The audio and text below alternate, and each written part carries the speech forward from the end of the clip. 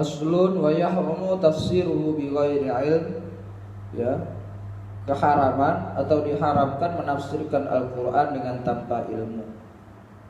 Makanya ada istidlal, ada hadis Nabi yang mengatakan man fassarul Qur'an bi ru'yatihi falyatabawwa maq'adahu finnar. Barang siapa yang mentafsirkan Al-Qur'an dengan pengetahuannya saja, maka siap-siap untuk pesen satu kapling neraka. Itu kata Nabi. Makanya jangan pernah kita menafsirkan Al-Quran dengan sepengetahuan kita saja. Lebih baik kita baca tafsir daripada menafsirkan ayat-ayat Al-Quran dengan pendapat kita sendiri. Ya. Wal kalamu fi ma'anihi liman laisa min ahliha. Dan perkataan, ucapan dalam makna-makna Al-Quran liman laisa min ahliha, kepada orang laisa min ahliha yang tidak memiliki kompetensi. Ini nggak boleh kalau kita mengucapkan makna-makna Al-Quran, ya, kepada orang-orang yang bukan ahlinya. Misalkan kita bicara tentang Al-Quran, tapi yang materi yang kita sampaikan itu udah materi tingkat dewa, materi tingkat santri Quran. Kita sampaikan materi itu kepada orang-orang awam, ya bermasalah juga. Ataupun sebaliknya, kita berbicara tentang makna-makna Al-Quran tapi kita tidak memiliki kompetensi terhadap itu juga rawan, itu juga bermasalah. Wal ahaditsu fi dzalika katsirah, dan hadis-hadis yang menunjukkan ini itu sangat banyak sekali. Wal ijma'u mun'aqidun alaih, dan pendapat atau ijma' kesepakatan ulama itu banyak sekali terhadapnya. Wa amma tafsiruhu lil ulama'i fajaizun hasanun. Akan tetapi, dan adapun ulama-ulama yang menafsirkan Al-Quran, maka itu boleh dan itu baik. Jadi kalau sudah levelnya ulama, itu boleh dan itu baik. Wal ijma'u mun'aqidun alaih, dan ijma' ulama itu sepakat terhadap pembolehannya. Faman kana ahlan lit-tafsir, dan maka siapa saja yang menjadi ahli tafsir, jami'al lil adawati, yang telah mengumpulkan aturan-aturan, allati yu'rafu biha ma'nahu, yang telah diketahui biha dengan tafsir, maknahu, makna Al-Quran. Jadi kalau kita ahli tafsir, minimal kita tahu tentang bahasa Arab, tahu tentang makna-makna Al-Quran, makna-makna bahasa Arab. Wa ghalaba ala dhannihi al-muradu, dan masyhur, wa ghalaba, dan ghalib ala dhannihi, terhadap prasangka-prasangkanya, opo al-muradu, orang-orang yang menginginkan. Jadi kita tidak boleh menafsirkan Al-Quran itu sesuai dengan prasangka-prasangka yang kita miliki. Fassarahu in kana mimma yudraku bil ijtihadi. Fassarahu, maka tafsirkanlah apabila kita semua mengetahui atau punya kompetensi untuk berijtihad. Tidak apa-apa. Kalau kita punya kompetensi untuk ijtihad, tidak apa-apa kita tafsirkan Al-Quran. Tapi kalau kita bukan kategorinya ulama, bahkan hanya kategori ustadz atau kiai pun, kalau saya berpendapat lebih baik tidak usah menafsirkan Al-Quran, lebih baik baca tafsir saja. Nah, itu lebih aman. kal ma'ani wal ahkam, seperti makna-makna Al-Qur'an. Itu kalau sudah levelnya ulama ijtihad itu maknanya bisa beragam. Wal ahkam al khafiyah, dan hukum-hukum yang samar atau hukum-hukum yang belum jelas. Wal jaliyah, dan hukum-hukum yang nyata. Dia harus tahu tentang makna-makna dan hukum-hukum Al-Qur'an. Hukum Al-Qur'an itu ada hukum majazi, ada hukum hakiki. Hukum majazi Quran itu disebut al-hukmul al-khafiyah. Kalau hukum hakiki ada hukmul al-jaliyah. Itu harus paham. Jadi misalkan seperti Ar-Rahmanu 'alal arsy istawa, atau yadullah fawqa aydih, tangan Allah di atas tangan-tangan mereka. Itu kalau dimaknain orang kita tidak tahu tafsirnya akan bermasalah, berarti Allah punya tangan dan segala macamnya. Wallahu a'lam. Yang pasti kita dilarang untuk menafsirkan Al-Quran kalau kita tidak tahu makna yang sesungguhnya dari kalimat-kalimat Al-Quran maupun hukum-hukum yang terkandung, baik itu hukum yang samar maupun hukum yang jelas. Wal umumi wal khususi, dan kalimat-kalimat yang am serta kalimat-kalimat yang khas. Dalam Al-Quran itu ada kalimat yang am, ada kalimat yang khas. Ada hukum yang sifatnya am, ada hukum yang sifatnya khas. Nah ini kamu harus paham. Kalau kita mau menafsirkan Al-Quran harus paham itu. Wal i'rabi, dan i'rab, nahwu. Harus paham nahwu. Nafsir nih Quran gak paham nahwu, gak paham kedudukan. Ini i'rab apa? I'rab ada berapa kok? Kalau ada berapa pada i'rab? 4. Apa? Rafa, nasab, terus jar, jazm. Pinter. Rafa tanda utamanya apa? Dhamma. Nasab tanda utamanya fathah. Jar tanda utamanya kasrah. Jazm tanda utamanya sukun. Pinter.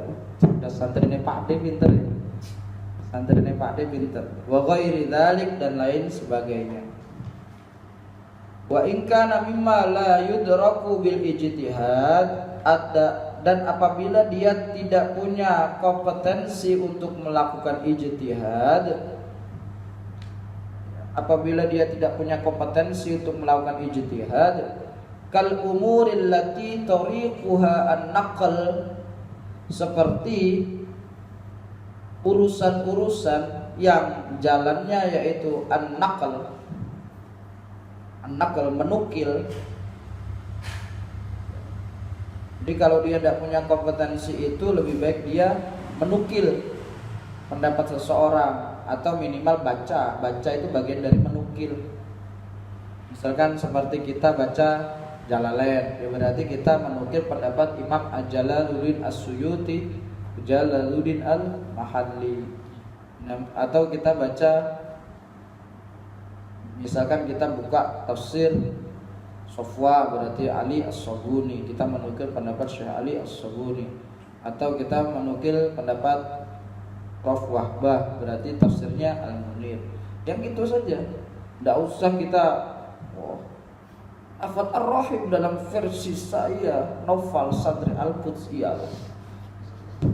Belum levelnya kamu, Pak. Apalagi saya juga novelnya belum, apalagi Luqman. Karena novel lebih tinggi daripada Luqman. Derajat orang menuntut ilmu kan lebih tinggi daripada mereka yang mengajar ilmu. Makanya saya tetap belajar. Wa tafsiril alfadhi al-lughawiyah, dan menafsirkan lafaz-lafaz yang sifatnya kebahasaan atau secara etimologi, secara terminologi ya. Dan menafsirkan lafaz-lafaz yang secara kebahasaan, fala yajuzu lahul kalamu fihi illa binaqlin sahihin, maka tidak boleh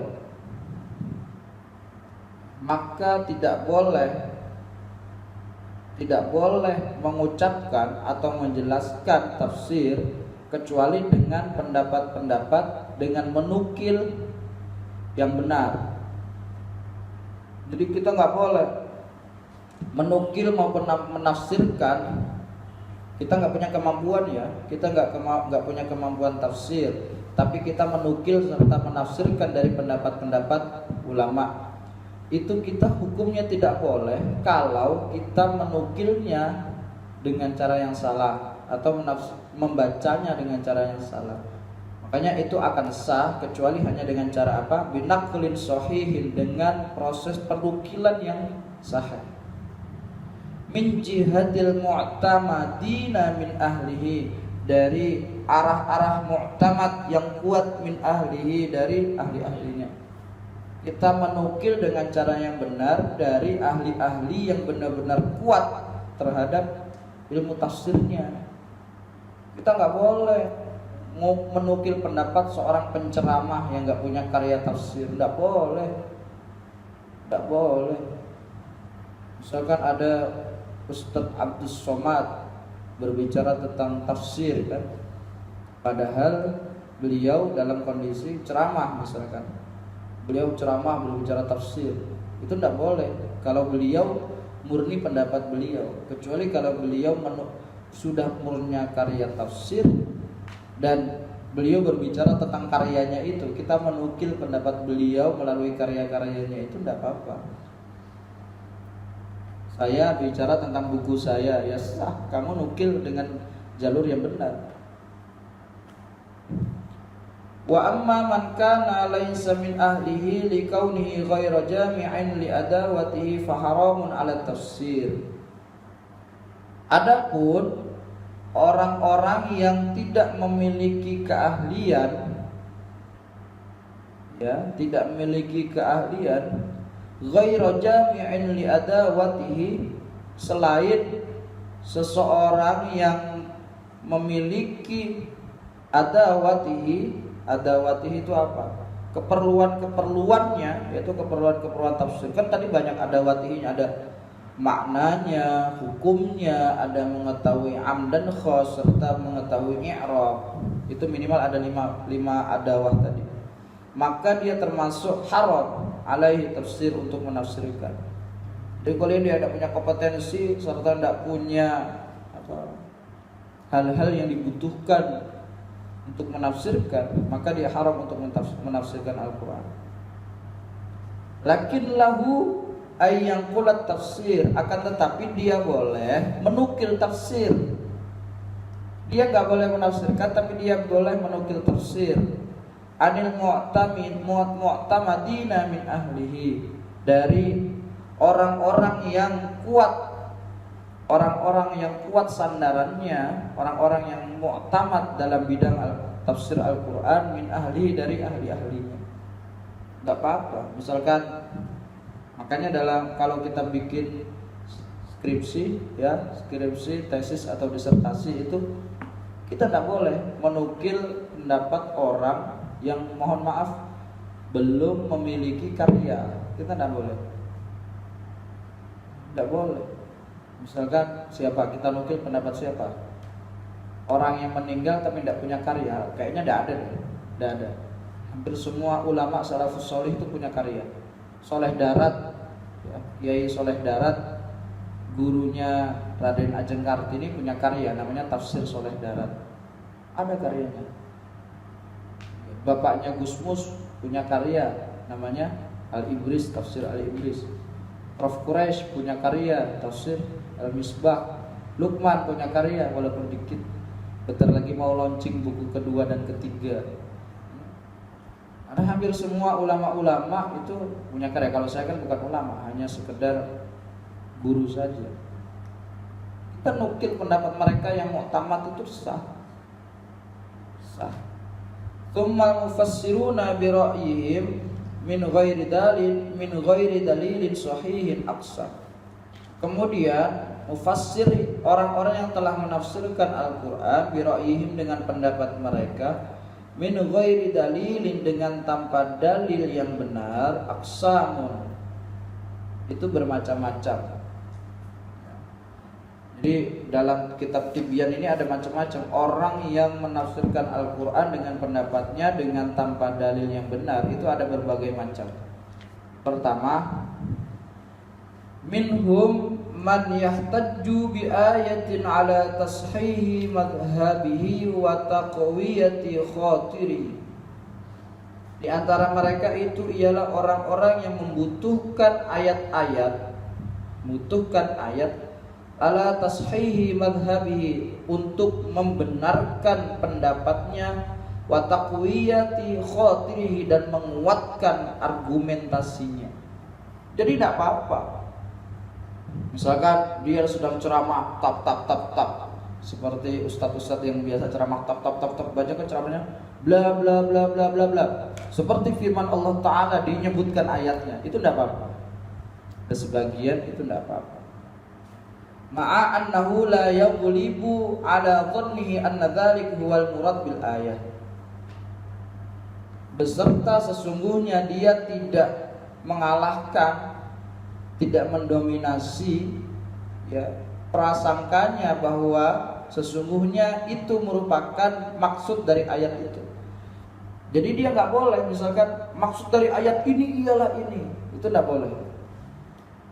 Karena yang tahu maksud dari ayat itu hanya pembuat ayat itu saja. Kita hanya menerka dari ayat-ayat itu nggak apa-apa. Selama kita tidak meyakini bahwa maksud dari ayat itu sesuai dari ucapan kita, itu tidak benar. Itu yang benar. Kita boleh menyadur ayat Al-Quran untuk pembenaran pemikiran kita, membenarkan pemikiran kita, untuk menguatkan argumentasi kita. Tapi selama dalam hati kita yakin bahwa itu merupakan bukan dari maksud ayat itu. Kalau kita yakin itu maksudnya, memang kita pembuat ayat itu, nah, kita tidak boleh. Wa innama yaqtasidud dhuhur ala khasmihi, dan sesungguhnya yang yaqtasidud dhuhur, maksud dari hal-hal yang nampak ala khasmihi, terhadap perilakunya. Wa minhum may yaqsidud du'a ila khair, dan ini sebagian yang lainnya boleh menafsirkan Al-Quran itu dengan pendapatnya, dengan pemikirannya. Yang nomor 2, wa minhum may yaqsidud du'a ila khair, dan di antara mereka orang yang menyengaja berdoa ila khair, untuk kebaikan. Wa yahtajju bi ayatin, dan membutuhkan ayat, min ghairi ayyadhhara lahu dalalatun lima qalahu, dari selain yadhhara lahu, yang jelas untuknya, dalalatun, petunjuk atau dalil, lima qalahu, atas apa yang telah diucapkannya. Jadi kalau orang ingin doa yang baik, kemudian untuk menguatkan doa itu dia menukil ayat, ya, menukil ayat dengan ayat yang lain, itu sah. Itu sah. Tidak apa-apa. Misalkan Allahumma ja'alna minal ladina yastami'una al-qawla fayattabi'una ahsana. Kok ngopo kok kamu kok? Kamu kok gelisah kok? Hah? Kenapa kamu kok gelisah kok? Jadi boleh kita berdoa untuk kebaikan, sehingga membutuhkan ayat bin ghairi ayyadhhara lahu dalalah, selain dari yang telah jelas petunjuknya atas apa yang telah diucapkannya. Yang nomor 3, wa minhum may yufassiru alfadhahu al-arabiyyah min ghairi wuqufin ala ma'aniha inda ahliha. Sebagian mereka ialah orang-orang yang telah menafsirkan lafaz-lafaz Arab min ghairi wuqufin, dengan tanpa waqaf ala ma'aniha, terhadap makna-maknanya, inda ahliha, di sisi orang yang ahli terhadap bahasa Arab. Wahia mimma la yukhadhu illa bis sama'i min ahli al-arabiyyah, dan dia tidak mengambil kecuali bisama'i dengan metodologi mendengarkan min ahlil arabiyyah dari orang-orang Arab, wa ahli tafsir dan ahli-ahli tafsir, kabayani ma'na lafzah wa i'rabiha, seperti makna lafaz dan i'rab lafaz itu, wa ma fiha, dan apa saja yang terdapat dalam lafaz itu, minal hadfi, dari kaidah membuang, wal ikhtisar, dan kaidah meringkas, wal idmar, dan kaidah dhamir, wal hakikah, dan kaidah hakikat, wal majaz, dan majaz itu metafora, wal umum, dan umum, wal am, wal khusus, dan khas, wal ijmal, dan mujmal, wal bayan, dan penjelasan, wat taqdim, dan pendahuluan, wat ta'khir, dan akhir, wa ghairi ma huwa khilafudz zahir, dan lain sebagainya. Artinya kalau ingin menjelaskan menafsirkan Al-Qur'an lafaz-lafaz Arab itu kita harus konsultasi terhadap orang-orang yang memiliki kompetensi di bidangnya. Harus konsultasi terhadap orang-orang yang memiliki kompetensi di bidangnya. Kalau cuma sekedar bahasa Arab, silakan kamu maknain bebas. Tapi kalau kaitannya bahasa Arab Al-Qur'an, kamu harus konsultasi terhadap orang-orang yang memiliki kompetensi. Kamu bisa saja melalui jalur simai mendengarkan dari ahli yang berbahasa Arab, ahli tafsir, atau orang yang mengetahui makna dan i'rabnya, orang yang mengetahui hukum hadzaf dan ikhtisar dan hukum-hukum lainnya. Itu tidak apa-apa. Dia harus tahu. Jadi kalau mau kalau mau menafsirkan lafaz-lafaz Arab dari Al-Qur'an itu, ini kategorinya ini. Minimal dia tahu lafaz dan i'rabnya. Dia tahu kaidah hadzaf itu membuang, wal ikhtisar, dan meringkas. Dalam Al-Qur'an itu ada yang dibuang serta ada yang diringkas. Ustaz, berarti Al-Quran itu ada kalimat-kalimat yang terbuang? Ada. Kalimat-kalimat yang dibuang dalam Al-Quran itu ada. Seperti, saya lupa ayatnya. Ada di buku saya. Jadi dahulu itu tidak ditulis. Ketika Nabi mendapatkan wahyu, apakah ragu penulis atau tidak, ditulis atau tidak. Kemudian Nabi memerintahkan tak usah ditulis, jangan masukkan dalam Al-Quran, sehingga tidak jadi tulis Al-Quran. Ada beberapa sahabat masih menulisnya, dan itu kaidah hadzaf dibuang. Wal ikhtisar, diringkas. Meringkas itu bukan hanya meringkas makna, tapi meringkas bacaan Al-Quran dan segala macamnya. Kan banyak kaidah ikhtisarul Quran itu banyak. Harus tahu tentang dhamir, tahu dengan hakikat, makna hakiki, makna majazi, ada am, ada khos, ada mujmal, ada bayan, ada takdim, ada takhir, dan lain sebagainya. Bingung kamu pokoknya. Wis enggak usah nafsir nih Quran. Wis mentok-mentok kesimpulannya jangan menafsirkan Al-Quran. Udah cukup kamu baca tafsirnya ulama-ulama sekarang saja, ulama-ulama tafsir saja. Enggak usah kita. Wala yakfi fi dzalika ma'rifatul arabiyyah wahdaha, dan tidak cukup mengetahui bahasa Arab saja, tidak cukup.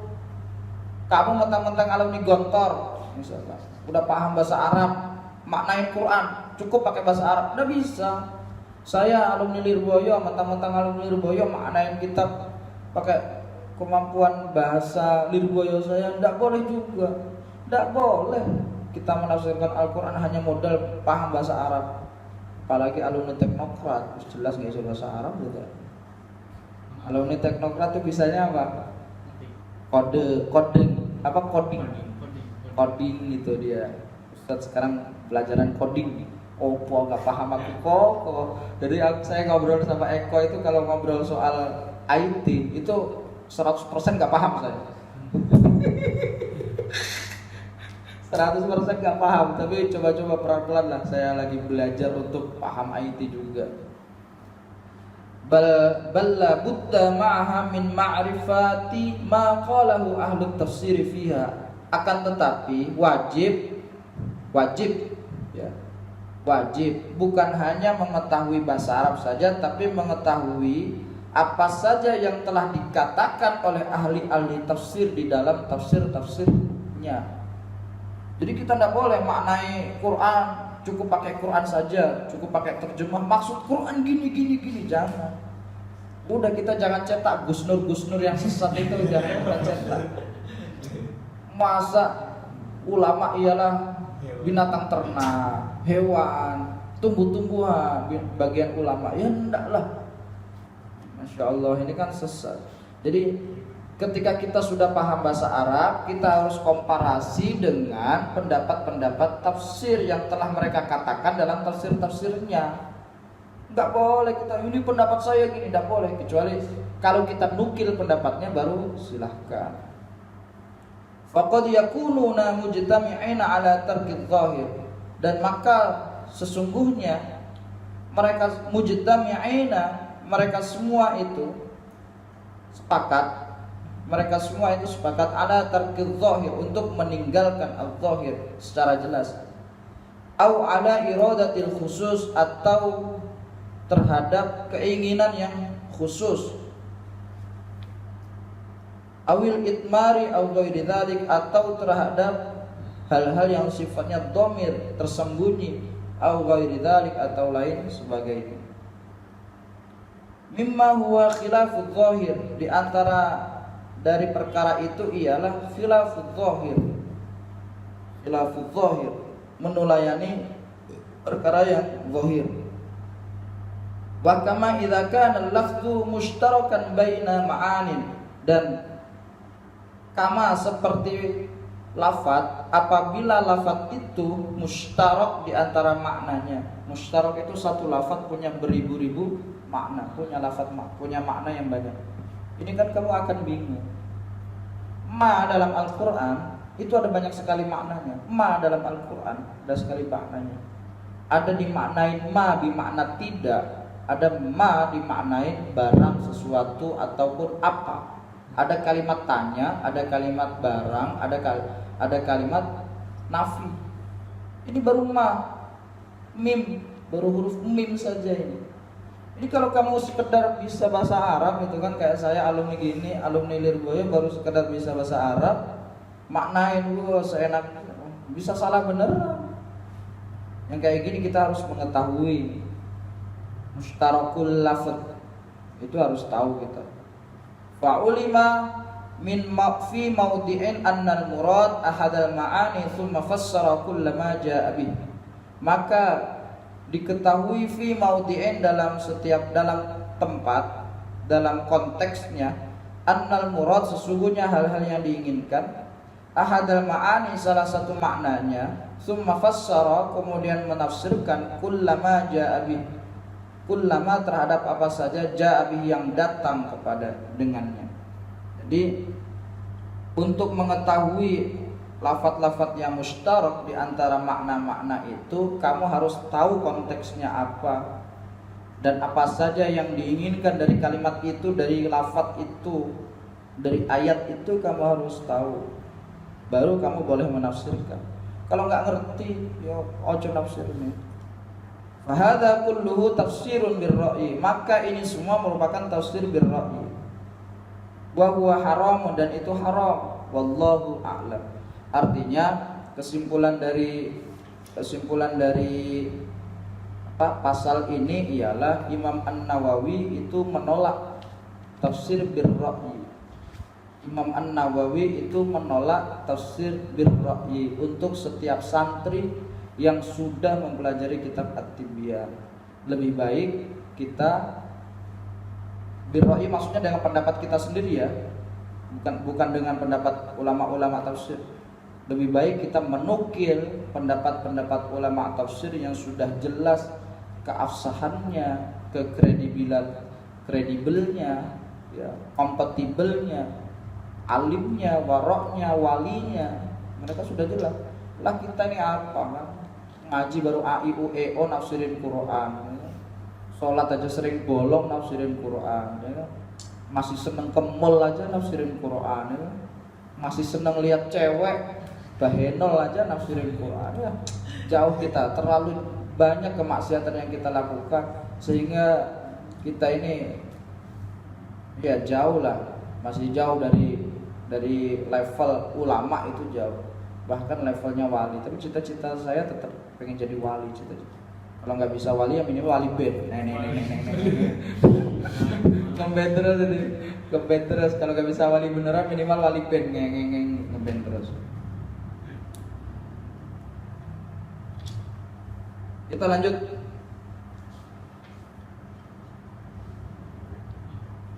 Faslun, ini pasal baru ya.